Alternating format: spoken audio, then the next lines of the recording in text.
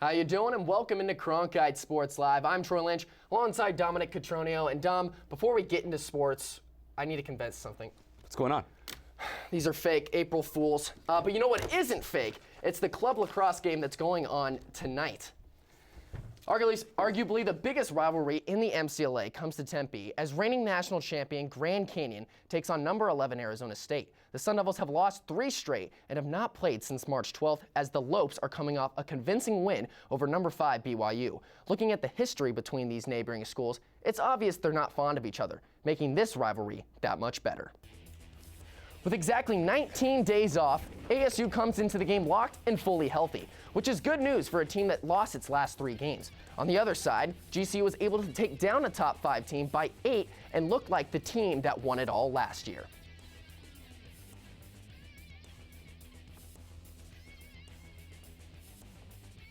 And speaking about the team that won it all last year, we actually bring in former GCU lacrosse player Louis DiDonatis, who's an All-American, a national champion. The list goes on and on. Nice Louis, to meet you, Troy. Thanks for joining us today. Thanks for having me. All right, but I mean, tonight, this is what we've been waiting for all season long, ASU versus GCU. They're 9.6 miles apart, okay? You guys don't really like each other, but in your experience as a Lope playing Arizona State, why is this so significant? Well, obviously you spoke about the crosstown rivalry right down the road from each other, and we always, coming from a GCU player, I always felt like we were looked at as like kind of the younger brothers to Arizona State. And then 3 years ago we went into ASU came to us. We were ranked number 18 in the country at the time. They were number 3, and we had probably the biggest upset in MCLA history. Beat them at our place, and ever since that, the rivalry has been by far best in the MCLA, I would say. So now going into this game, you guys have 3 All-Americans, and Arizona State doesn't have any. But I mean, what matchups really intrigue you that could really flip this game around? Well, yeah, to me, this game is going to come down to the face-off circle. I'll look at 2 guys in particular, Zach Mathian of ASU, Ron Hamway of GCU. If ASU does not win at least 50% of their face-offs, I don't see how they have a chance in this game. GCU is just humming on offense. They're playing great defense. ASU has to find a way to get extra possessions, and that starts at the face-off circle. For GCU on offense, I mean, it's kind of a down year. You guys lost Carson Barton, who was an All-American last season, but you still got Dean Farrell. But, I mean, his points are not as high as they were last year. He had 91, but it seemed like Joe Balistreri's been picking up the slack. I mean, why all of a sudden this, like, flip-flop on the offensive side? Right, well, you know, numbers never lie, but at the same time, they don't tell the whole truth. I think if you look at the team last year, you referenced Dean Farrell's 91 points. A lot of that was Carson Barton creating on one wing and Dean Farrell finishing on the other. So now what you're seeing this year is you're seeing Dean Farrell creating and Joe Balistreri finishing on the other. So it's just great teamwork. Dean Farrell doesn't care about his point total. He wants to win games. He's doing whatever he can to do that. And so as a result, you see his points dip a little bit, but the team's playing great lacrosse right now. All right, so I have to ask this question. Everybody else is wondering, who do you think's going to win tonight? I want a specific score. Grand Canyon 14, Arizona State 9. 9? Okay, a 5-point difference. So That's kind of a blowout? You know, I wouldn't call it a blowout. I think it's a tight game for a long time, and GCU pulls away late. All right, well, Louis said it, so it might be true, but you'll have to watch and find out. That'll be tonight on CronkiteSports.com at 7 o'clock. I and Blaine McCormick will be on the call, and you're not going to want to miss it. This spring is a transition season in all definitions for ASU football. There won't be a spring game because the Sun Devil Stadium is in the midst of a facelift. New coaches are breaking in their whistles after an offseason carousel took so many away from Tempe. And there will be a new quarterback come this fall. Alex Capriello has more. The Arizona State football team has said goodbye to Mike Bercovici, who will be the one to take the reins of this offense. So far this spring, there have been 3 quarterbacks eyeing the position: Manny Wilkins, Brady White, and Bryce Perkins. Wilkins, a redshirt sophomore, comes in with the most experience. Wilkins appeared sparingly in 3 games last season, but used those snaps to show off his legs. Brady White, a redshirt freshman from California, could be the most athletically gifted.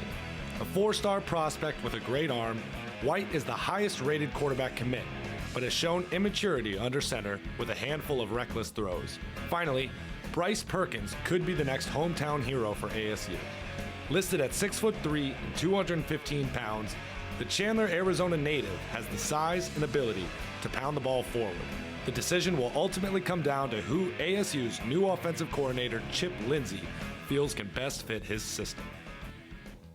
Chip Lindsey joining this team right before the Cactus Bowl last season, replacing Mike Norvell. These 3 quarterbacks in their first season played for Mike Norvell, and you see the numbers, the last 3 starters for ASU: Osweiler, Kelly, Berkovici. Kelly is the only one that won more than 6 games in his first season as a starter.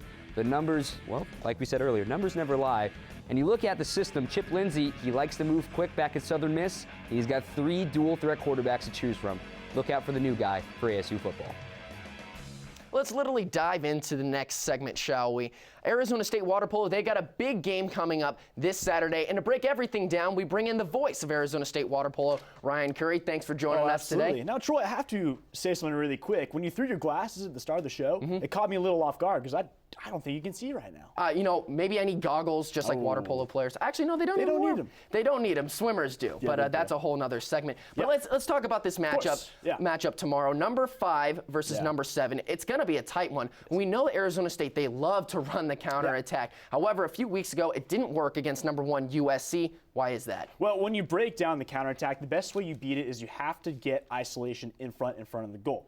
What USC did against them a few weeks ago is that they drove an outside attacker, into the post and matched up. As you see here, you got number 2 on USC. She's going to make a move down to the post on the Arizona State defender. What that does is creates isolation on the ASU defender next to her, creating more of a drop-off play. And when you do that, you can't counterattack, and that's what they're going to do all across the board tomorrow. All right, so that was Arizona State on defense. Let's talk a little bit more about what they do on offense. I mean, when they play an opponent who has a similar skill set to them, it seems that they really struggle on the press defense. Yeah, well, in a press defense, it really creates a difficult situation for both teams. You have connections all across the board, and it's hard to get separation between the 2 teams. And when you do that, it's almost impossible to get separation. And when the shot clock winds down, the ball gets turned over and goes to the other team. So expect Cal to do something very similar about that tomorrow. All right, so let's fast forward to Saturday when they actually play the Golden Bears. Cal has a very similar offensive scheme to what number 1 USC had, and the Trojans beat the Sun Devils by 5. Yeah. I mean, what do the Sun Devils need to do to combat that? Well, knock USC because they are the number 1 team in the nation. They run everything very effectively, and Cal is going to run a similar scheme to beat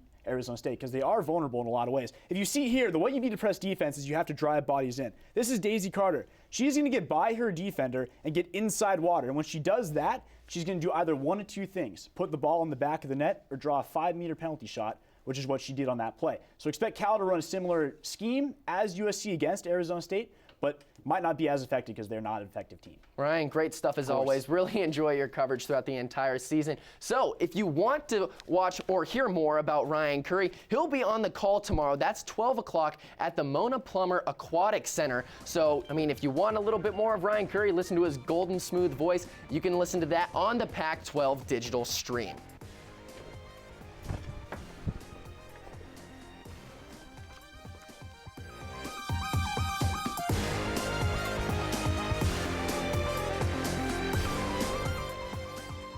It's time to have some fun now. I mean, we've been so serious with water polo and football and lacrosse, so let's go to our man Miles Todd with some social media, manning the interwebs to find what made us smile, made us laugh, made us cry. Well, what do you have for us, Miles? There's a lot of that, actually. First off, I want to thank Troy. I found these glasses, and now we're going to see some tweets. All right, first one is Kylie Pickrell of ASU Volleyball. She tweeted, and I quote, I have a big T-shirt, and you know why? It's because I'm from Texas.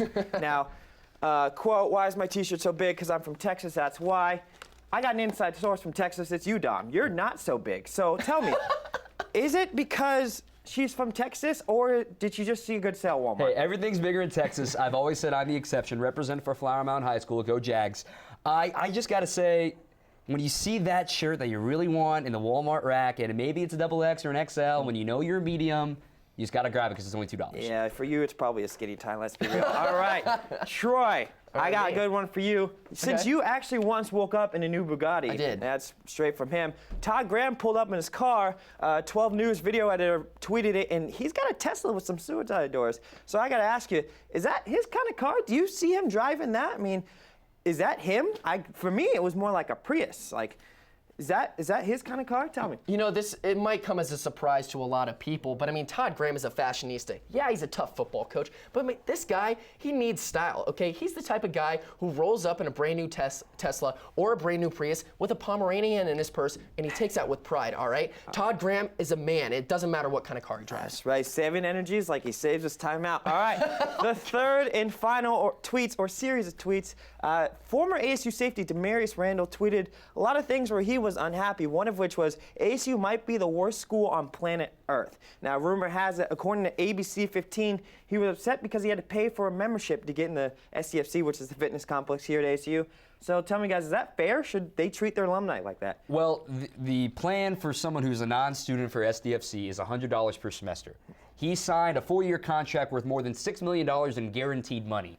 I think he has no room to complain. You know, I just thought this was a bad April Fool's Day joke. I mean, it was still in March. Like, I thought it was just an early one. Hey, yeah, you actually can't get in. April Fools, you go ahead. You're a professional football player. We'll do what you say. There you have it. He had 56 tackles in the NFL this season, maybe 57 if you count that tackle on ASU football fans. I'm just really concerned for his safety, if you know what I mean. All right, thanks for having me, guys. Nice glasses, by the way. Thank you.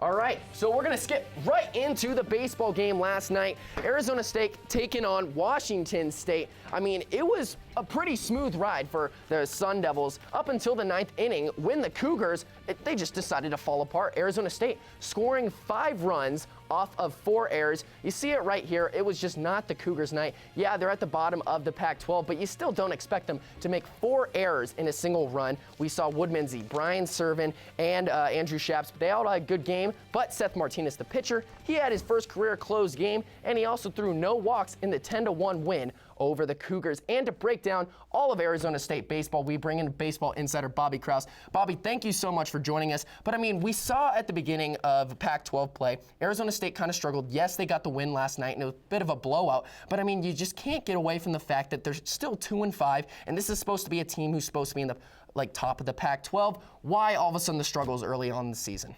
Well, the offensive struggles have not been from the main guys that we expected. Guys like Colby Woodmansey, Brian Servin, as you mentioned, and David Greer, they're all still producing. It's the secondary guys that I think are the problem. Guys like Andrew Shaps or Sebastian Zawada, the designated hitter, JUCO transfer.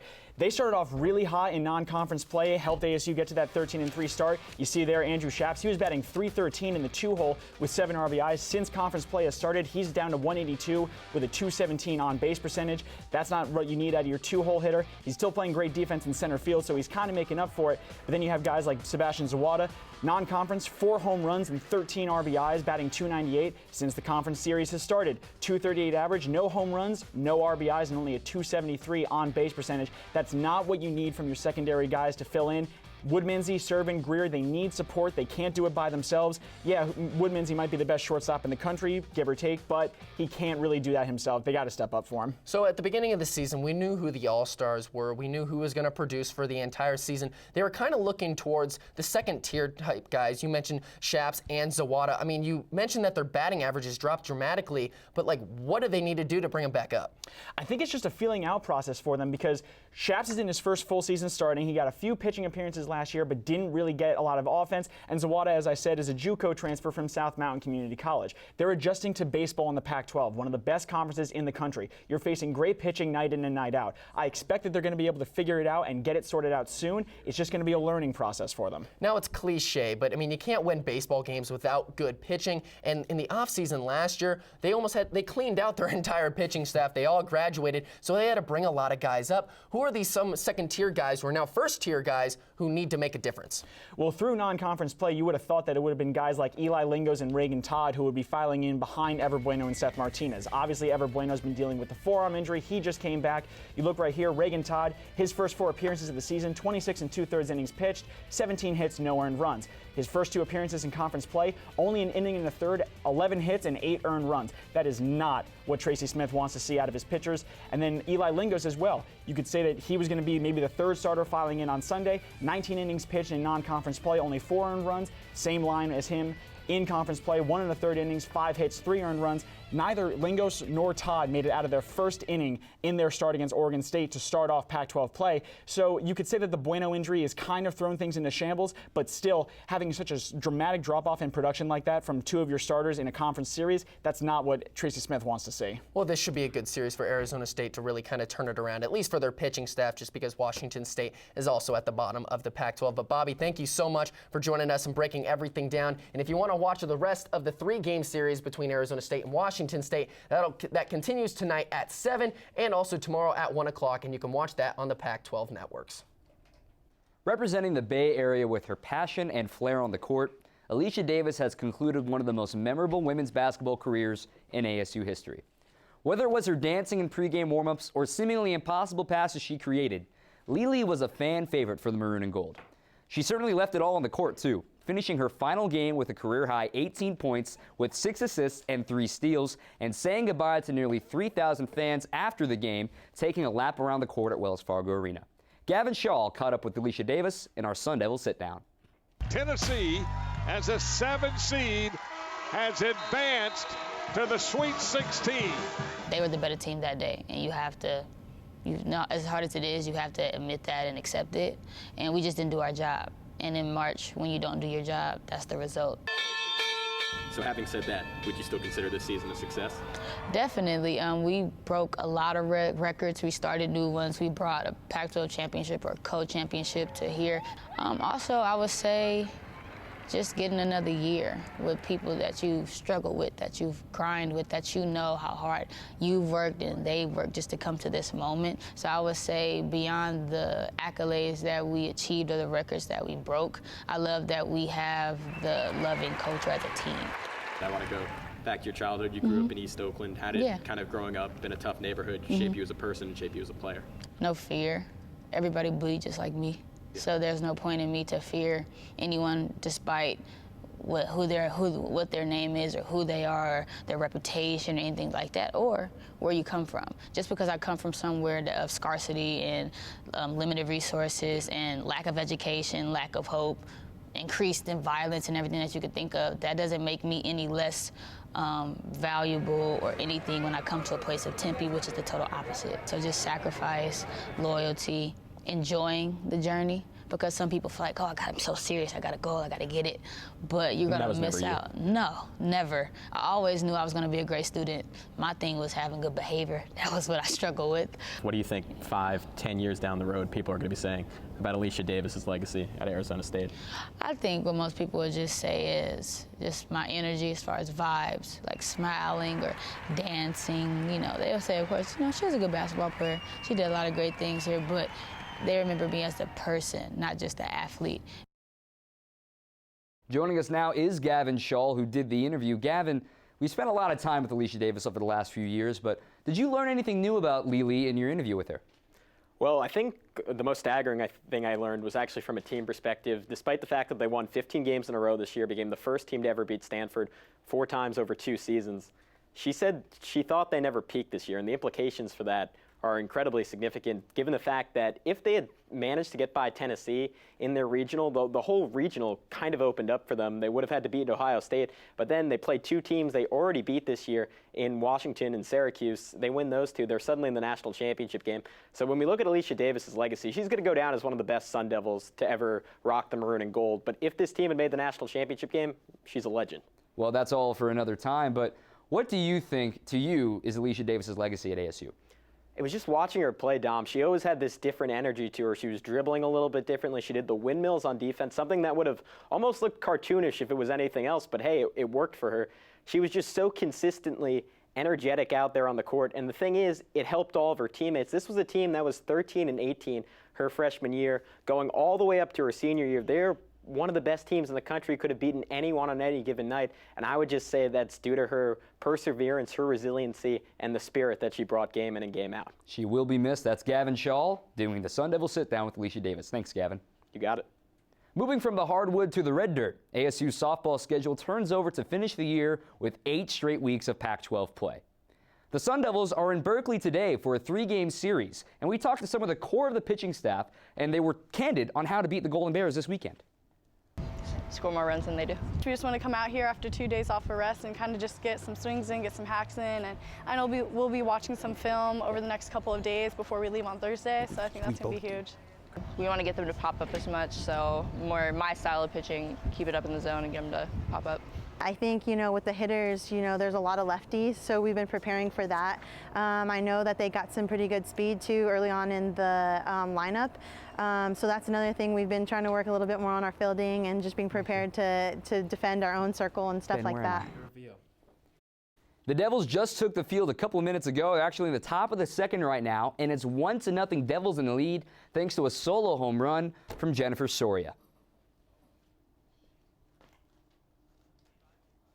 Back to lacrosse. Earlier in the show, we heard Louie talk about the importance of the ASU-GCU rivalry, and the Sun Devils have had a tough road already, and their next game will be their toughest opponent yet. Obviously, there are a lot of question marks about what ASU might be doing wrong. Luckily, we have Blaine McCormick and Jacob Franklin in Tempe to literally show you what ASU has to change before they meet the number 4 team in the nation. A big week of practice out here for Arizona State as they prepare to take on number 4 Grand Canyon. Blaine, we have the gear on, so first I want you to take me through a couple problems that you've been seeing with the Sun Devils defense. Well, talking to defensive coach Steve Abba, he said the biggest thing for him is their lack of communication, and it all starts with the goalie. Your job between the pipes as a goalie is to first catch the ball, obviously before it begins to go in the back of the net, and communicate with your defense. That means telling your guys where the ball is at each time. Top left, top right, down at X. You've got to know where the ball is, and he should be the only one ball watching. I've noticed that there's been a lot of ball watching by the defense of Arizona State this season, and you can't do that as a defense. You've got to be right up on the guys, giving the poke checks, giving the stick lifts, and being interactive with them. Now, before this, you were telling me that one of the main areas of focus for the Sun Devils needs to be at the position of defensive midfielder. Can you tell me the job of a defensive midfielder? Okay, so if you're the offensive midfielder up here and I'm the defensive midi going for you, I can't just stand here stick-legged because you're going to have a clear path right to the net. If you're coming at me, defensive stance, and I'm right here on your hips, this is the only place that I should be. You can check at the stick if you need to, but you should always be riding him constantly. So if you're coming down this way, I've got to be on your hips, just badgering you. Now, as a defensive midi, you're going to get beat. It doesn't matter, though, because you have your options behind you. You have your backup, and that pole down low needs to be ready for the slide. So if my defensive midi gets beat, as a pole, I'm right here. Either a poke check to the chest, right here, a stick lift to the hands, or even a check down here in order to get that ground ball and get the big takeaway.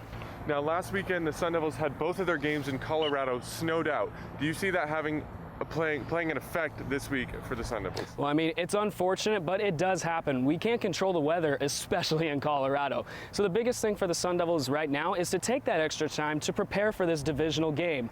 And it's a rivalry game against the Lopes from Grand Canyon. They're only a couple miles away from each other, so it's going to be heated. The biggest thing for them right now is just take time, look at the film, look at where the holes are for Grand Canyon. Even though they're one of the top scoring offenses in the MCLA, they can be stopped, and we've seen it be done before.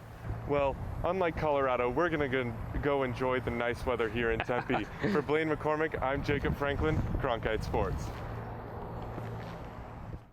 Well, you might be surprised, but Blaine McCormick isn't playing tonight. He'll be on the call instead for CronkiteSports.com. I'll be joining them, but we can't stress it enough how big this rivalry is between ASU and GCU. That'll be at 7 o'clock at the Arizona State West Campus. All that glitters isn't always gold. Sorry, Smash Mouth. That sums up the year ASU Gymnastics has had. No matter how much sparkle their leotards had, the same didn't shine with the judges. The Gym Devils failed to win a meet this year, but there's still one more shot at a shooting star that breaks the mold. Seniors Taylor Alex and Allie Salas head to Tuscaloosa, Alabama to compete in the NCAA Regionals. Alex has had a record year in setting career highs in vault and in floor, the two events she will compete in tomorrow. Salas has also had an admirable year with 2 all-around wins against UCLA and Arizona, and tied her career high in the all-around score. The two are joined by Becca Conrad, who serves as an alternate on the beam. The regionals start at 2 p.m. Arizona time tomorrow, April 2nd. So we recently talked about Arizona State softball, but we're going to give you a little bit more of that. We have our Impact segment, which is one of our favorite segments here. April Fools, it's not, we hate it. Just kidding. But also, You might not think there's another Troy. Oh, but there is. We're going to send it over to Troy Tosher for our Impact segment. Thanks, guys. There's plenty of season left to go, but it's never too early to talk about Pac-12 softball and check on the standings. Washington is just one spot ahead of ASU, and they'll play Arizona in Seattle this weekend. Also, UCLA is just one step above Washington, and they'll play conference leader Oregon, who has not lost a game since February 26th and is 6-0 in conference. The Sun Devils could conceivably jump from 7th into a tie for 3rd with Utah if ASU sweeps Cal this weekend and both UCLA and Washington lose their series. However, if Oregon State sweeps Stanford and the Sun Devils lose to Cal, they could fall even lower than 7th.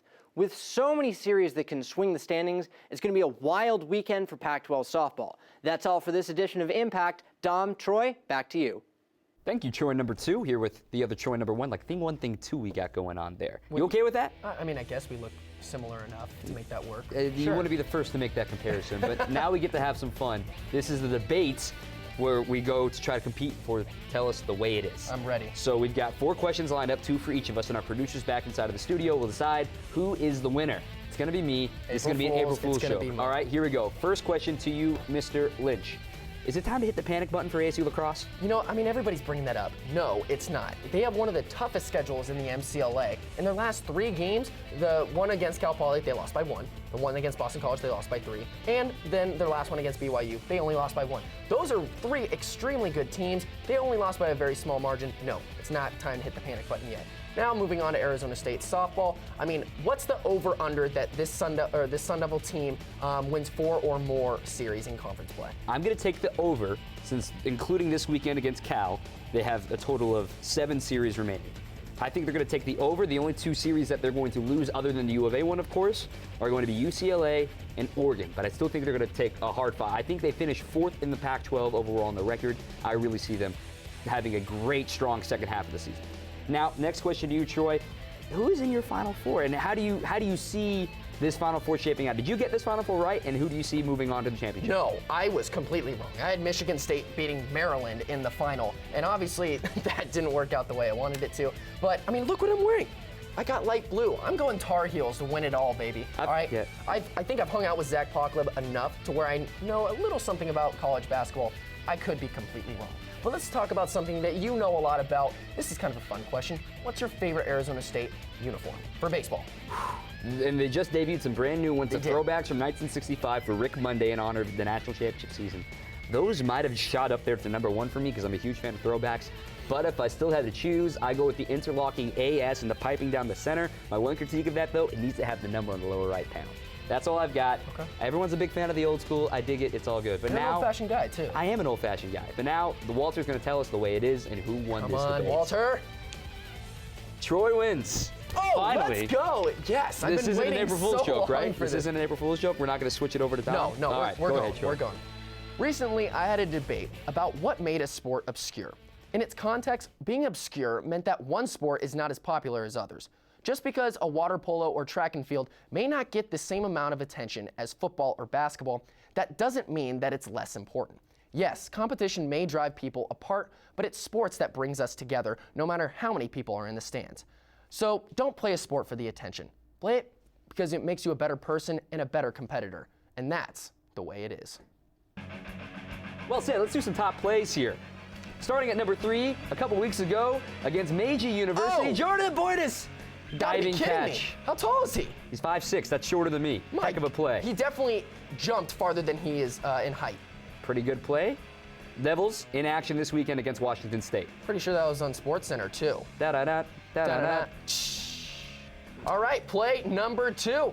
I have it. Seconds. She's across half court. 2, 1. Alicia Davis, 35-footer. Good! That guy needs to stop shouting. Wow, who is that? I don't know. He sounds like an idiot though. Oh my gosh. You don't know who it is, it's Dom. All right, now our top play of the inning, or not of the inning, of the show. You guessed it. And here's Andrew Chapman's call. It's Shaps under it. There is magic in the air at Muni. Ryan Hingst has thrown a no-hitter. How about a no-hitter? Only the 10th in ASU, or the 11th, excuse me, in ASU history. The last one since Ryan Kellogg in 2013. It's incredible. Texas forever, by the way. He's from El Paso. That's going to do it for this week's show of Cronkite Sports Live. Thanks to everybody that came on and helped out behind the scenes. But for Troy Lynch, I'm Dominic Cotronio. Until next week, keep on swinging.